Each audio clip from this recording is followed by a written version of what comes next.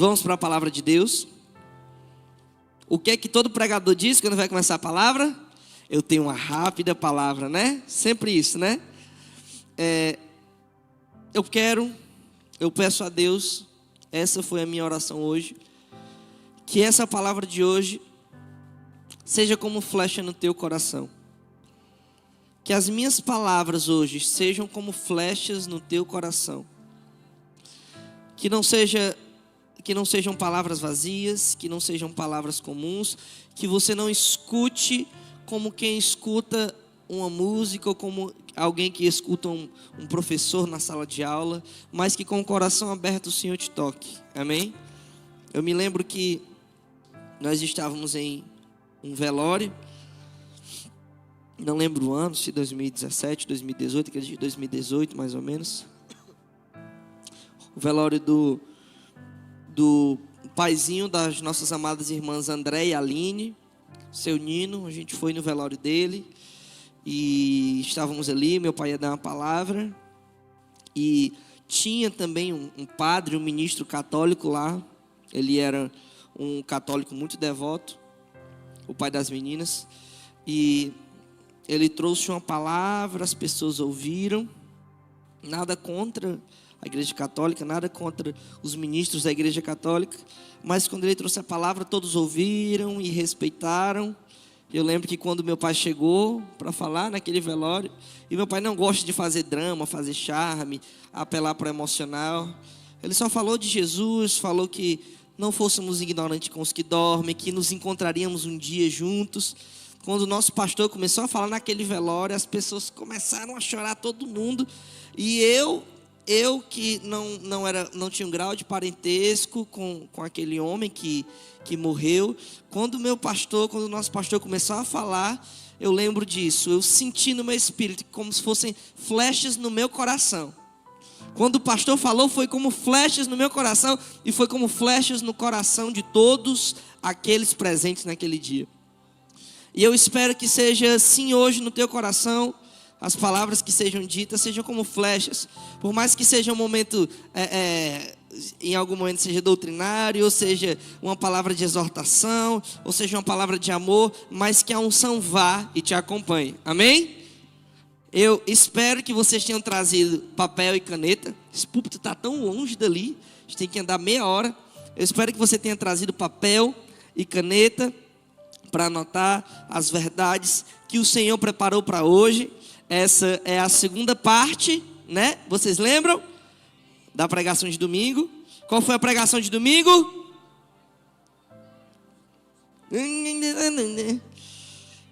Restaurando o altar do Senhor em casa. Amém. Quantos foram edificados com a palavra domingo?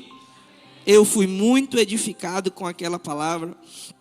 Alguns relataram para mim que estão assistindo no YouTube de novo, e eu aconselho que você faça isso. Assista de novo no YouTube, e não só essa palavra de domingo, mas todos os cultos assista de novo no YouTube. Nós temos uma ferramenta incrível nesse século, nesses dias, que são as redes sociais, que são as mídias sociais. Também eu faço a mesma coisa quando acaba um culto, eu vou para casa, eu durmo, no outro dia de manhã, eu já amanheço ouvindo a pregação de novo. Eu te aconselho a fazer isso. É um bom hábito tá bom, tá show.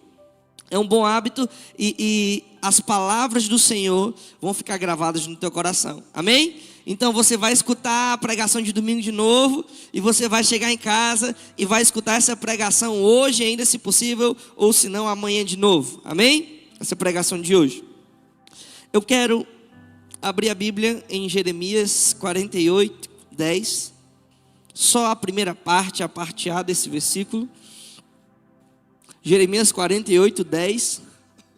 Um texto muito chocante, diga-se de passagem.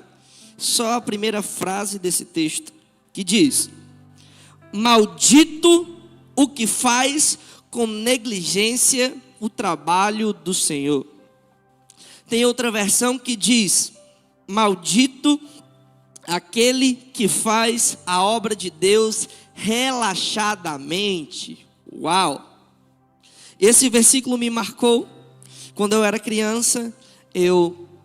Hoje a ministração vamos abrindo parênteses aqui, restaurando o altar do Senhor no serviço. Amém? Restaurando o altar do Senhor no serviço. Quando eu era criança, essa palavra me marcou. Eu tinha por volta de 9 ou 10 anos. E tínhamos reunião de adolescentes. Eu lembro que era toda quarta-feira. Eu amava ir. Só que eu era uma criança ativa. Eu brincava muito. Eu brincava de tarde. Eu subia numa árvore que tinha na minha casa. Eu não tinha celular nessa época. Subia na árvore, brincava de bola sozinho. E eu passava o dia brincando. E ia chegando perto da hora da reunião de adolescentes. Eu não me preparava. O nosso líder de jovens passava, o nosso líder de adolescentes passava lá por casa na época para pegar a chave da igreja. E eu ia junto com ele para a igreja. E quase nunca eu estava pronto. Às vezes faltava 5 minutos para ele chegar, eu ia tomar um banho, ele chegava e ele sempre esperava eu me arrumar. Ou às vezes eu ia pura galinha morta, que passei o dia brincando, nem sequer dava tempo de eu tomar banho. E eu lembro um dia que me marcou uma palavra do nosso pastor, e ele disse: por que você é o jovem mais atrasado das reuniões? Eu, não sei o que, não tem problema não, a gente faz brincar lá, não sei o que. E o meu pai disse: meu filho, maldito aquele que faz a obra de Deus relaxadamente. E aquilo foi tão forte para mim, foi uma palavra tão forte, é uma criança. E eu disse: vixe, pai, o senhor está falando assim comigo? Maldito? Não, meu filho, eu não estou falando assim com você. A Bíblia diz: maldito aquele que faz a obra de Deus relaxadamente. Você quer ser maldito? Naquele momento, por um momento eu quase que me senti maldito. Eu quase que me senti um amaldiçoado naquele momento, pelo fato dessa verdade ser tão forte, e ela entrou no meu coração. E aquilo me marcou. E me marca até hoje. E sempre que eu estou no serviço do Senhor, e eu me analiso, e eu vejo que eu estou a ponto de relaxar, de desanimar, eu lembro desse texto e é como uma injeção de adrenalina em mim. Quando eu vejo que eu estou relaxando, estou sendo negligente, eu me lembro que maldito aquele que faz a obra de Deus relaxadamente. Opa, eu me endireito todinho, eu me ajeito todinho, eu não me permito ser negligente com a obra do Senhor, porque eu não quero, amados, perder o que o Senhor tem para mim por negligenciar a sua obra. Hoje em dia é normal vermos pessoas tratarem o serviço do Senhor como comum. Com negligência. Quando Davi quis levar a arca de volta para Israel, ele pegou carros de bois e jumentos e carros novos. A Bíblia diz que eram carroções novos, mas não deixavam de ser carros de bois. A Bíblia deixa claro que a arca da aliança era para ser levado nos ombros dos levitas, nos ombros dos coatitas, com varas de madeira de acácio, uma vara assim circular, como se fosse um cabo, com arruelas de ouro na arca, e essa vara de madeira de acácio toda coberta de ouro. E a Bíblia disse que não era só os levitas que levariam, mas os levitas e do clã dos coatitas, e tinha todo um ritual para fazer aquilo. A presença de Deus era algo muito sério, é algo muito sério. E Davi colocou carroças de boi. Amém? E outro homem que estava ali perto, Uzá. Quem lembra aqui da pregação Pérez Uzá? Alguém lembra? A brecha da força. Uzá. A arca estava na casa de Uzá. Provavelmente Uzá cresceu vendo aquela arca, aquela presença, e tratou aquilo como comum. E ele via a arca todo dia, e aquilo foi comum. É como às vezes os pastores, vocês veem os pastores, você vê o pastor caminhando ali no campo da Rua 1, de bermuda, de tênis. Vocês veem eles mais perto e comendo, e às vezes pode parecer que a unção não é tão santa. Foi o que aconteceu com aquela arca da presença. Aquilo não parecia tão santo. É uma arca normal, é de ouro, é a presença de Deus. Mas eu entendo disso aqui, de arca eu entendo. E Deus colocou um catombo, um quebra-mola de Deus. E aquele boi tropeçou no quebra-mola. Aquele boi que estava levando aquela arca tropeçou naquele quebra-mola. E o carroção do boi foi virando. E lá vem a arca. Usar, pensou. De arca eu entendo. De presença eu entendo, mas ele não entendia nada. Ele tratava a presença de Deus como comum. E ele foi lá e pá! Tacou a mão na arca. Todos lembram dessa história? O que foi que aconteceu? Veio o fogo de Deus e lambeu ele. Foi e ficou só o pó. Naquele momento todos se olharam, inclusive Davi. A Bíblia diz que Davi ficou angustiado perante o Senhor. E de lá mesmo a arca voltou. Davi não teve coragem de continuar levando aquela arca. Por quê? Porque a presença de Deus pode ser tratada como comum na sua vida por muito tempo, mas vai ter uma hora que a paciência de Deus vai se esgotar e algo vai acontecer. Eu não sei se você está entendendo e eu vou repetir. Você pode tratar a presença de Deus como algo comum. Vai, volta, frio, quente, agora aquela brincadeira, vivo, morto. E vai ter uma hora que você só vai estar morto. Você não vai conseguir mais estar vivo. Uma hora a presença de Deus, santa do jeito que é, vai vir como juízo. E nós não queremos que isso aconteça, amém? Diga assim, comigo não. Comigo não. E tratar a obra de Deus como algo comum é um erro. Nós sabemos quem é o nosso Senhor. Se você vê a construção do tabernáculo em Êxodo, Deus foi milimétrico com Moisés. Deus disse: Moisés, faça do jeito que eu estou dizendo. Se você for ler lá, às vezes pode ser até um pouco enfadonho cada detalhe que Deus dá. Cada detalhe.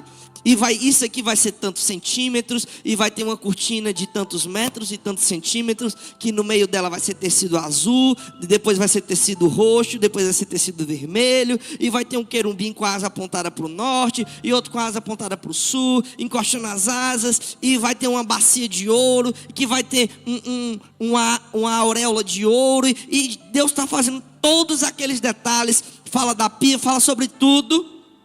E diz lá no começo: Moisés, não faça nada diferente do que está aqui.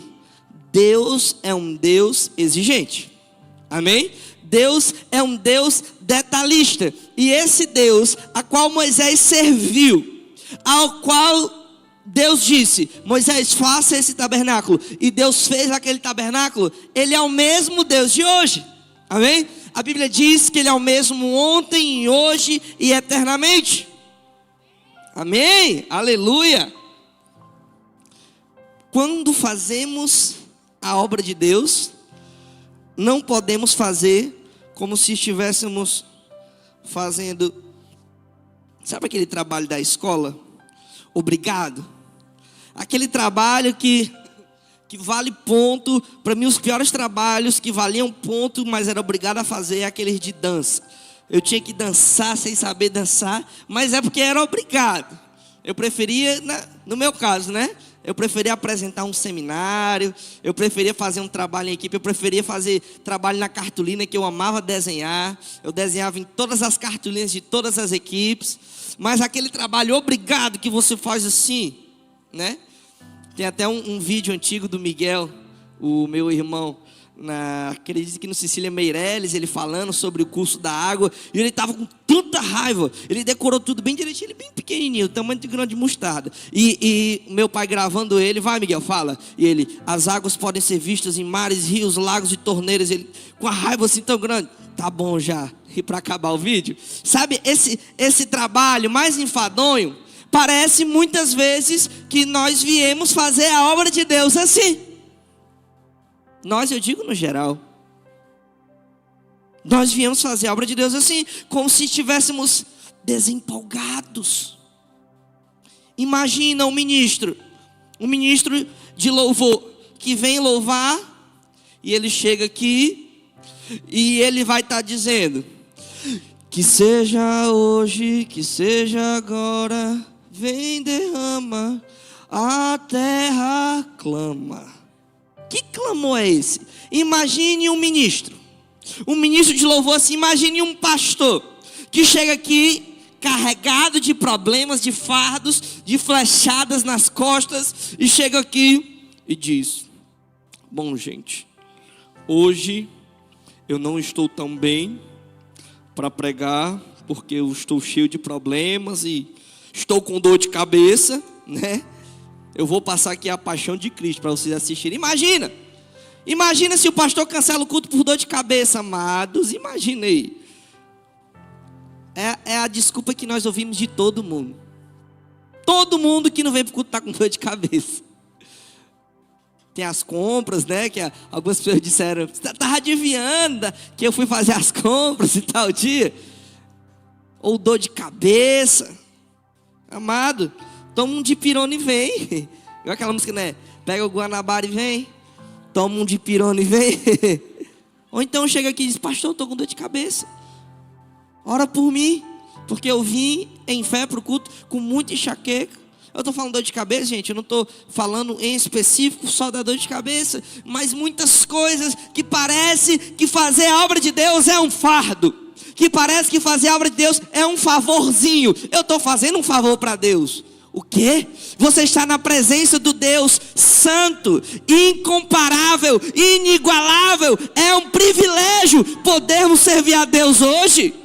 É um privilégio. Antigamente as pessoas não podiam. Elas tinham que chegar e entregar um cordeiro perante um sacerdote. E aquele sacerdote tinha que ver se o cordeiro era sem manchas, se o cordeiro não tinha algum defeito. Se o cordeiro tivesse algum defeito, o sacerdote mandava você voltar para casa. E você tinha que arranjar outro cordeiro, senão você não conseguiria trazer um sacrifício a Deus. E as pessoas deixavam seu cordeiro na fila e iam para suas casas esperar que a presença de Deus descesse em um tabernáculo e a culpa delas fosse consumida ali, e Deus aparecesse e queimasse aquela figura daquele cordeiro. E as pessoas não sentiam a presença de Deus. Hoje nós podemos servir a Deus face a face, podemos adentrar no lugar de oração, podemos vir para a igreja. Uau, que bênção! Os irmãos, em Atos dos Apóstolos, eles tinham que se esconder nas cavernas. Eles se certificavam se aquelas cartas que eles tinham eram realmente de Pedro, se eram realmente de Tiago, se eram realmente de Paulo, porque eles estavam dispostos a morrer pelo Evangelho. Não podiam se reunir. Se reuniam escondidos. Hoje somos livres para adorar. Vivemos ainda em um país livre, que ele continue assim. Buscamos ao Senhor quando queremos e chegamos aqui na igreja. Que seja hoje, que seja agora. Amado, amada, como eu disse aqui no começo, aqui é um hospital espiritual. Se você chega aqui carregado, é justamente o canto que Deus vai tirar o fardo de ti. Depende de ti, crê.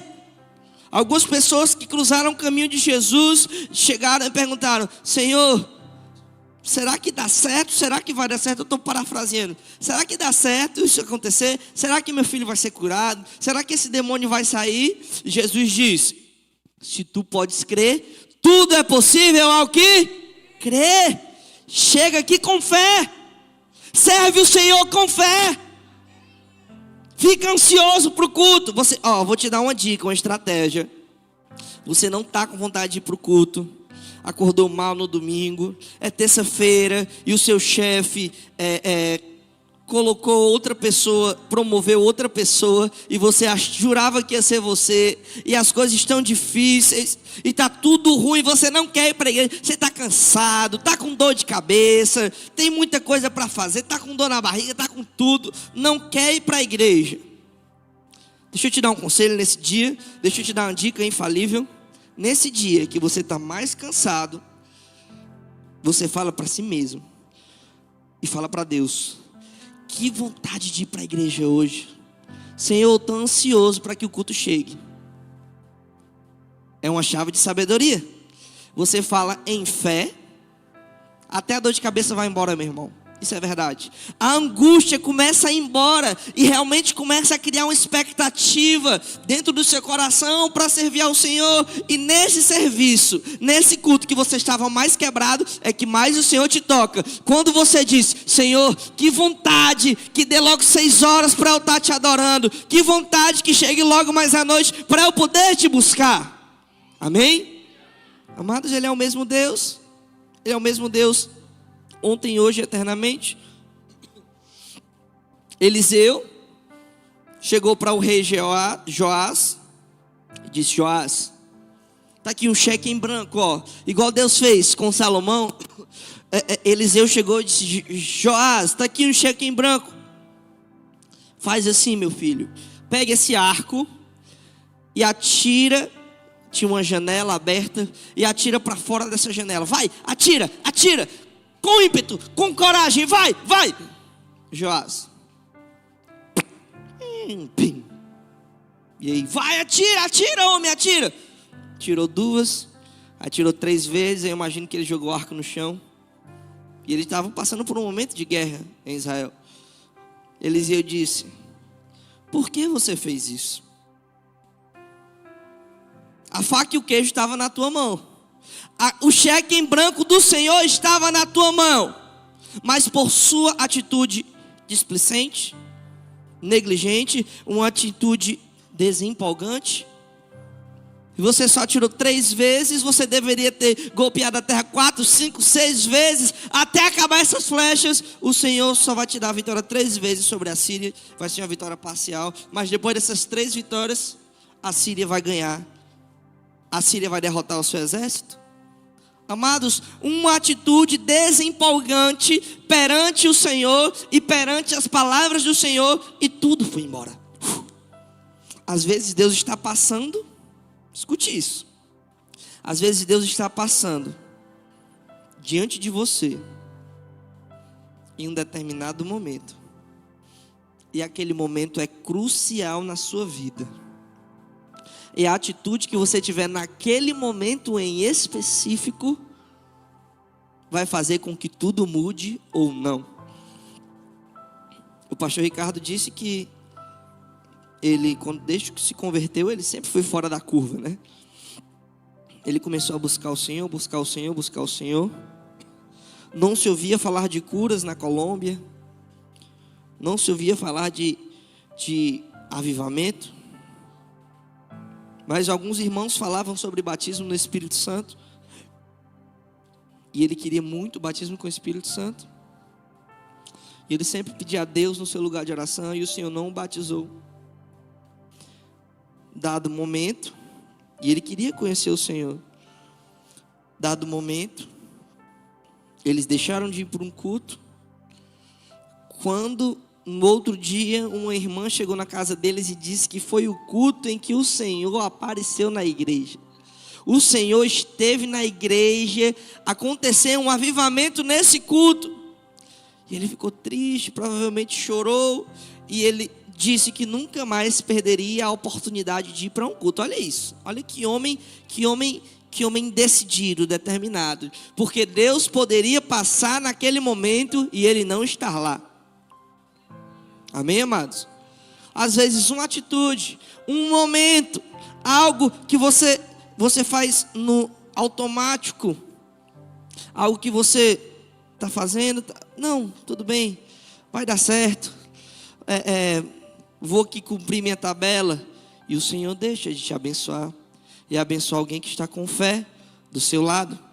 Amém, amados? Muitas vezes vivemos no automático, mas o nosso coração deve arder. A Bíblia diz: alegrei-me quando me disseram. Mais forte. Alegrei-me quando me disseram. Alegria. Alegria, alegria em servir ao Senhor, alegria em participar do pão do Senhor. Ah, meu Deus, a Santa Ceia de novo. Você pode dizer, essa palavra não é para mim. Eu não faço nada na igreja, nem na portaria eu fico, nem um banheiro eu lavo. Essa palavra de serviço não é para mim. É para você sim. Você serve ao Senhor. Meu pai me ensinou desde que eu era criança que quando você vem para a igreja, você não vem para assistir culto, você vem para prestar culto. Amém? Você vem oferecer um sacrifício ao Senhor. A partir do momento que você fica lesado e cansado e não quer oferecer um bom sacrifício ao Senhor, você está sendo relaxado na obra de Deus. Isso não é bom. Amém, amados? Eu quero dizer para vocês, servidores que servem na casa do Senhor, vocês devem servir bem. Temos um Deus exigente. Temos um Deus sistemático. Não temos um Deus carrasco. Deus não é carrasco, mas Ele gosta das coisas perfeitas. E eu te digo que quando Deus vê excelência no trabalho para Ele, Ele te promove. Eu não sei se você entendeu. Quando Deus vê excelência no trabalho para Ele, Ele te promove. Deus te promove, e eu não falo só promover na igreja. Você era um simples zelador, hoje você é um presbítero. Eu não estou falando disso, pode acontecer também. Você pode mudar de cargo na igreja, os pastores podem te reconhecer, mas principalmente Deus vai te reconhecer. Deus vai te promover nas tuas finanças, nos teus negócios. Lembra sobre restaurar o altar de Deus em casa? Precisamos restaurar o altar também no serviço para Deus. No serviço. Aleluia, amém. Fala igual o pastor Príncipe. Prega, pastor Príncipe. Prega, Kevin. Aí vocês estão dando tanto aleluia que eu estou com dor de cabeça. Não vou vir terça-feira que vem por causa da dor de cabeça. Amados, alegria no serviço, alegria no falar, no tratar, no trabalho. Há um tempo atrás fizemos uma conferência, veio o Bispo Thompson, grande homem de Deus, de Pernambuco. E quando ele veio, teve salinha das crianças, né? Eu lembro disso. Não era aqui nesse prédio. Teve salinha. Eu lembro na revolução que teve no departamento infantil nessa época. Meu Deus. A revolução que teve. Vai cancelar, né, a salinha? Não vai ter salinha? Se tiver, eu não fico, não. Eu lembro que teve professores que choraram, porque ia ficar na salinha. Meu Deus. O serviço de Deus está onde? O serviço de Deus está onde? Chorar, porque vai ficar na salinha. Amados, quanto mais você serve, mais próximo você está da unção. Eu não sei se você entendeu. Quanto mais você serve, mais próximo você está da unção. Mais próximo você está do Senhor. E é servindo com alegria. É servindo os irmãos, é servindo uma mesa de um bolo, é tocando uma guitarra, é tocando uma bateria, é cantando com o microfone, ou abrindo a porta como os irmãos fazem ali e recepcionando a todos com amor, com alegria. Amém? O serviço para o Senhor tem que ser assim. Pais, maridos, coloquem em ordem no dia de culto na sua casa. Coloque em ordem. Coloque seus filhos para tomarem banho cedo. Conversa com a esposa. Amor, a gente pode sair daqui hoje 10 minutos mais cedo. Geralmente as esposas se atrasam, né? Os maridos também, mas geralmente, né? As esposas se atrasam mais, né? Quantos já passaram por isso aí? Não, ninguém levantou a mão, né? Todo mundo com medo. Amor, vamos se arrumar mais cedo. Vamos chegar mais cedo. Vai ter alguma coisa para fazer? Não. Vamos chegar mais cedo? Chega, senta, fica aqui no ar-condicionado. Ou então se tiver calor, compra uma água ali. Você ainda abençoa a sua igreja. Se confraterniza com os irmãos. Amados, quando trabalhamos para um avivamento, o Senhor nos recompensa. O pastor Gustavo Ortega falou isso em 2019, Não, em 2021, lá em Pernambuco, quando ele veio, quando trabalhamos para um avivamento, o Senhor nos recompensa, ele convidou o pastor Ricardo ia para Olavarria. Olavarria é uma cidade até parecida em certo ponto com Maracanaú, uma cidade industrial, não tão gigante, mas uma cidade grande. E o pastor Gustavo Ortega poderia dizer: peraí, o pastor Ricardo é um homem de Deus, é o grande homem de Deus, ele vai vir, as multidões vão vir por si só, eu vou ver se ele é homem de Deus mesmo. O pastor Gustavo fez isso? Diga comigo, não. Ele simplesmente gastou 3 carros, quebrou 3 carros, rodando por toda a Argentina, convidou todos os pastores da Argentina para o evento com o pastor Ricardo. Não sei se foi 1 ano, ou mais de 1 ano, ou um pouco menos de 1 ano. Eu só sei que foi muito tempo. E ele deixava a igreja dele, e ele saía de carro, de igreja em igreja, de esquina em esquina, falando com cada pastor, convidando, entregava um folheto. Se eu não me engano, ele falou que tinha um CD que ele entregava. E ele convidou para esse evento, ele gastou 3 carros. E ele disse, ele contou esse testemunho lá no Saibrasa de Pernambuco. E ele disse: aqueles que trabalham para um avivamento não saem de mãos vazias. O Senhor é o recompensador. O Senhor é o pagador para aqueles que trabalham para um avivamento. Quando o pastor Ricardo veio, a cidade entrou em colapso. Acredito que foram 29 quilômetros de engarrafamento. As pessoas não conseguiam nem entrar, nem sair da cidade, tanta gente que tinha. E ele conta, sempre conta esse testemunho rindo, que a comida da cidade acabou. A comida dos restaurantes acabaram de tanta gente que tinha naquele evento. E os cozinheiros, os donos dos restaurantes, quando chegavam as pessoas do evento, quando vinha depois do evento do pastor Ricardo, os donos diziam: não, vocês podem entrar, só que não tem comida. Vocês quiserem, vocês tragam suas comidas e vocês cozinhem aqui. Era desse jeito. Foi uma festa tão linda para o Espírito Santo. E o Espírito Santo honrou tanto aquele pastor. Tanto aquele pastor, pastor Aldo. Pastor Aldo que vai vir para cá no mês de março. Conseguiu a dádiva proeza de trazer o pastor Ricardo para o Brasil. Eu sou muito grato a Deus, nós somos muito gratos a Deus pela vida do pastor Aldo. E quando o pastor Ricardo sinalizou que vinha para o Brasil, e eles marcaram o evento Brasil em Chamas, o pastor Aldo passou 6 meses sem pregar na sua própria igreja, só divulgando o evento com o pastor Ricardo, trabalhando para um avivamento, entrando em contato com pastores, entrando em contato com igrejas, evangelizando, trazendo pessoas, organizando, promovendo o evento. Amados, eu quero dizer para vocês que em avivamento tem que ser assim. Nós temos um Deus categórico que ama aqueles que trabalham para Ele com diligência. Eu vou dizer, servidores dessa casa, trabalhem com mais diligência. Aleluia, glória a Deus. O forro vai cair de tanto, mas é bem levezinho, viu gente? É só uma espuminha. De tanto glória a Deus. Servidores, vou dar uma segunda chance. Servidores dessa casa, trabalhem com mais excelência. Amém? Trabalhem com mais excelência. Mais excelência. Músicos, vamos lá, Salmos 33, 1. Coloca aqui. Eu amo esse texto. Salmos 33, 1.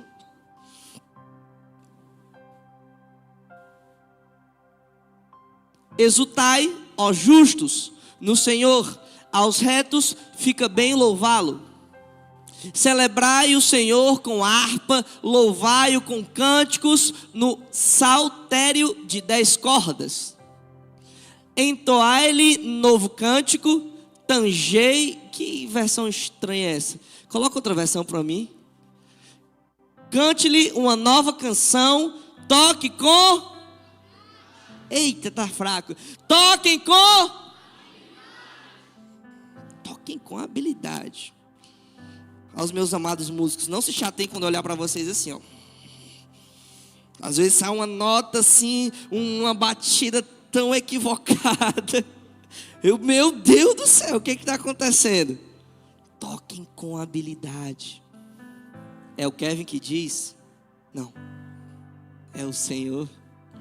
O Senhor quer que toquemos com habilidade. Está vendo como Deus é detalhista? Está vendo como Deus é impressionante? Até os tocadores, Ele não aceita que os tocadores sejam fracos. Por isso eu também não aceito, viu, tocadores? Eu não aceito que vocês sejam fracos.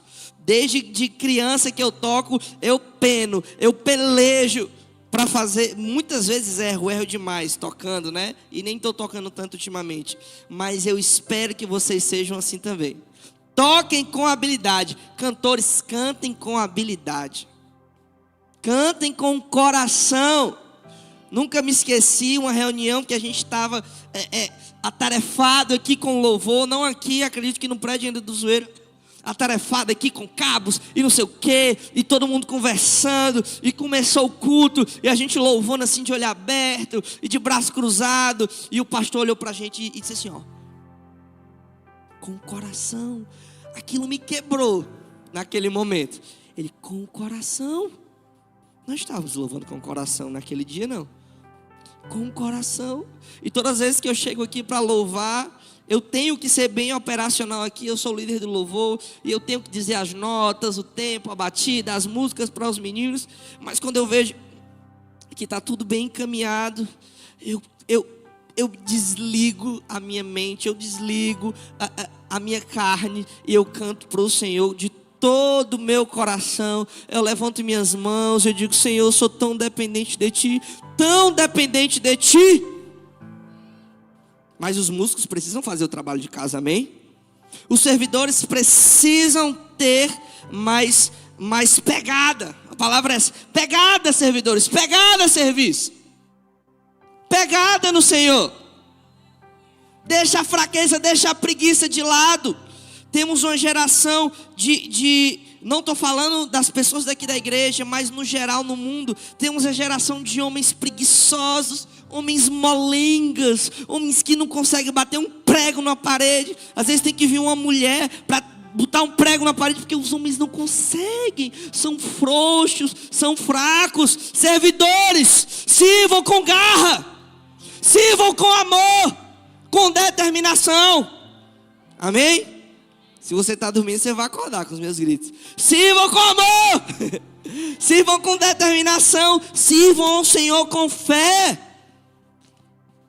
Não esperem o tio ou a tia, né, que é chamada assim, o tio ou a tia dizer, vamos encher as garrafas, vamos trocar o garrafão. Na época que estava tendo a construção aqui da igreja, dessa parede, dessa porta de vidro, colocando aqui, todas as tardes que eu vinha para cá, eu entrava lá na salinha, estavam todos os copos sujos, estava garrafão por trocar, lixo no chão. Eu poderia dizer assim, que coisa errada.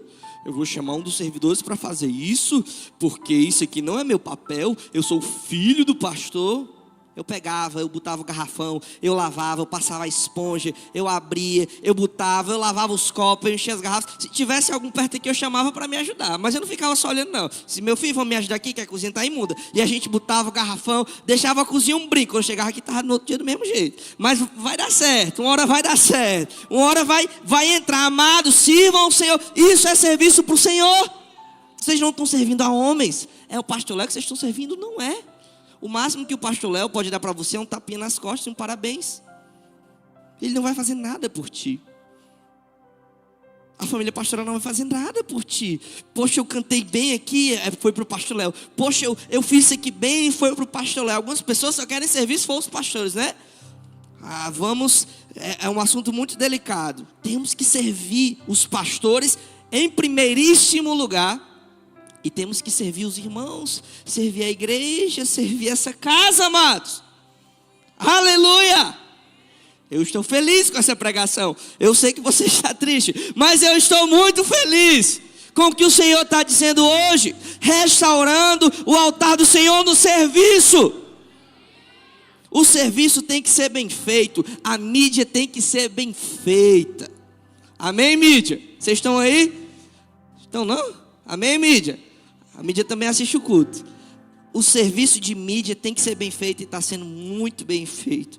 E vamos alcançar muitas pessoas, escutem mídia, muitas pessoas pelas redes sociais. Muitas pessoas virão porque vão ver lá o anúnciozinho patrocinado do avivamento. Vocês creem? Para terminar, eu quero ler o último texto. João 2, versículo 12.